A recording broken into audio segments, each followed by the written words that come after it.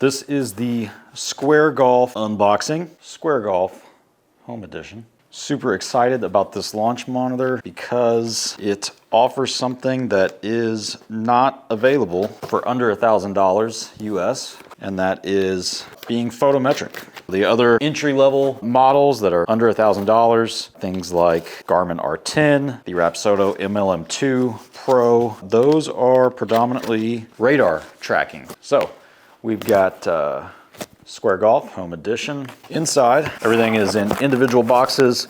We have got the swing stick in this one long box. That is to use it as a golf simulator without hitting a golf ball. We've got the remote control, which is interesting. I've never had a launch monitor with a remote control. We've got the launch monitor itself in a tiny little sleeve. We've got a battery, and it looks like Squaresoft golf balls. So let's take a look at these. First thing I want to do is look at this launch monitor.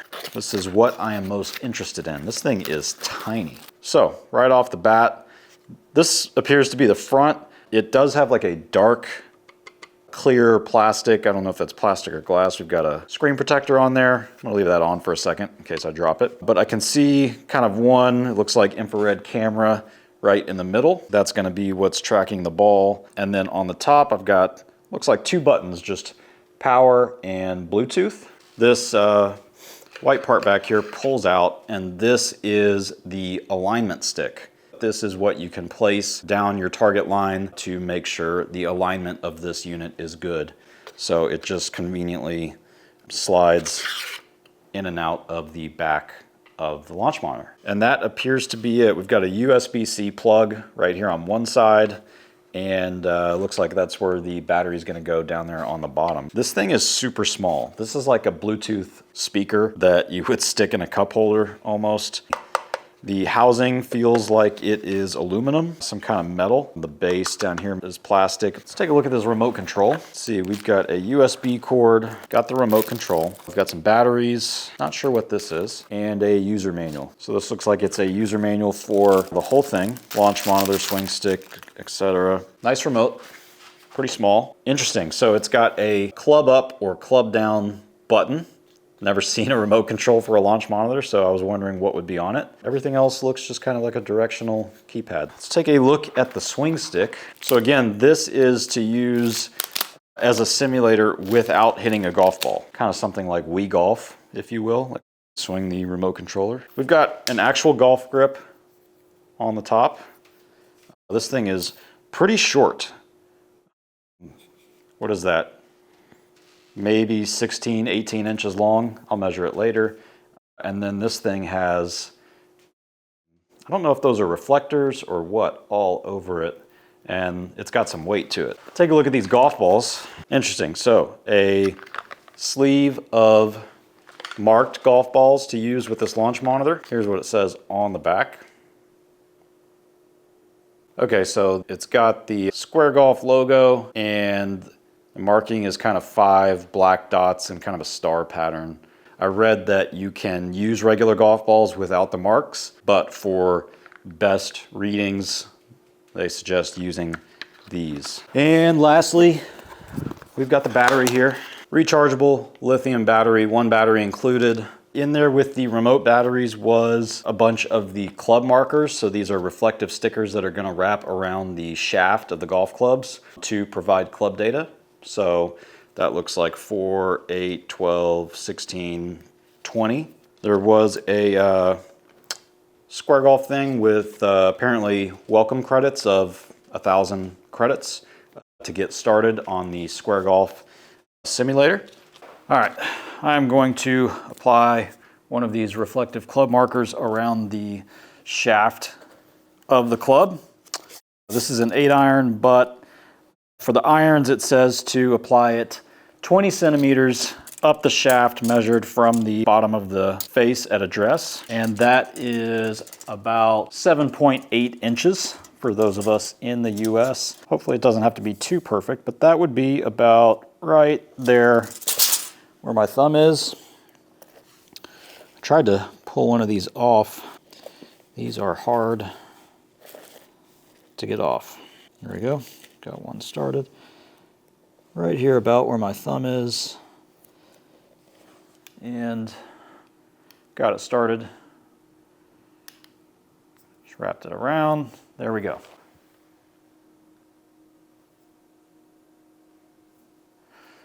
Just a piece of reflective tape. With this added, I should be able to see some club data. Okay guys, so at this point I have gotten the launch monitor set up. I've gone into the Square Golf app and poked around kind of in most of the different options and ways you can use it. And at this point, I just want to kind of go over the initial setup and how these things work in this app. I'm gonna do a full review at some point, plus a lot of other stuff connecting this with GSPro and all that. So all of that is to come, but just wanna kind of still stick with the initial setup, kind of first day that you get this thing. So you're gonna download the Square Golf app. I got it on my iPad, my iPhone, and a download for Windows PC.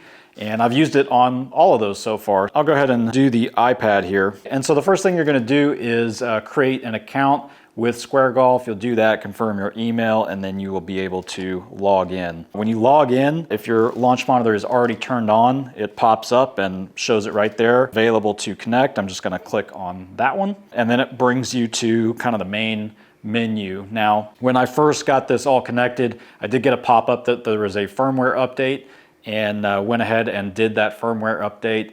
Took about 5 minutes. I had to do it in 2 tries. I'm not sure why. The first one was lasting 20 minutes or longer, and I just decided to take my chances and shut it down, restart, and I tried to do it on my iPad, and then that's when that one took about 5 minutes and was fine. So got the firmware updated, and you can see you're logged in with your account. First thing I did was go into the driving range. You've got either graphic mode or data mode. Graphic mode is going to be a graphical simulation of a driving range. Data mode is just going to show you numbers. And then you've got your camera can be fixed or track the ball. So I actually tried both. I liked fixed better, but we'll just go into graphic mode so you can see what it looks like. This is the driving range. I was actually pretty impressed with the graphic quality on the iPad and on the PC. It's not bad at all. So you can select the club down here. It's on driver. I'll switch it down to 8-iron because that's what I had out. And you're ready to hit some shots. Let me just hit a shot so you can see. Now I am using the marked balls that were included with the launch monitor. I do like that it does have a ball ready indicator. The middle LED light turns green when there's a ball in the hitting zone, so you know. And you can also, here it tells you ready. That is nice whenever you're dealing with a smaller hitting area like this. Okay, and there's our shot. You can see because I selected the fixed camera, the camera stayed right there behind the ball. That's the driving range. If you hit the little hamburger icon or whatever that is down there where it says T on the bottom right, you can then save a session or load a previous session. You can adjust the tracking, camera tracking. Okay, but you can save your session or load a previous session, quit, or go back to the range. So I will quit. You do have a closest to the pin feature and a putting practice feature, but if you want to play courses, you do have that down here under game, and you can choose the number of players. You can add, let's see how many we can add. 4 players, changing right-handed, left-handed, T position, all of that. We'll go ahead and take those out. You can choose your golf course, your stimp, your concede distance, assuming that would be like your gimme circle. For example, if you putt it within, let's say, 4 feet, it's going to give you the next putt. I don't know that for sure, I haven't tested it, but I think that's kind of a gimme. Let's look at the courses that are in here. So you've got, I believe, 10 courses that are available to play now. And then you've got some in here that are grayed out. I believe those are not quite ready yet, but maybe they will be in the future. So you can see there's a rating, you got the course length, etc., all that. You can change the green speed to 13 to 8. And if you wanted to go ahead and play, you would hit graphic mode and get going. But before you can do that, the thing that's different about Square is they are using a credit system. And so the way that works is you've got the driving range, you can use that as much as you want, but if you want to play on the course, they want you to buy credits. And I believe it is 1 credit per hole played. So you can go into my account and you can see down there at the bottom left, credits owned 999 credits. And the way I did that is I used these welcome credits. So there's a card in the box that has a code that you can put in here under want to charge credits. Hit charge. And at the top right, you see register welcome credits. You can click that, put in the code on this card, and they will give you 1,000 credits to start, which looks like it's worth $19.99, good for 1,000 holes. So I went ahead and played one hole just to see how it worked. We'll leave that for another video where I will go into the course and play some holes on here. But you are gonna want to not lose this card so that you can go ahead and get your 1,000 welcome credits. I entered those in, got my 1,000 credits, and that's how you can play. Now, a couple things, you do want to go into the settings here and make sure that the swing stick, both driver, iron, and putter, is turned off. That swing stick is the thing that you swing whenever you don't actually use a golf club and hit a ball. So you want to make sure those are off, and because I am in the US, I changed the distance to yards and feet and miles per hour because we are goofy over here. If you're in the US, make sure you want to change that. And then down there at the bottom, you do have the target alignment. That's where you can pull the stick out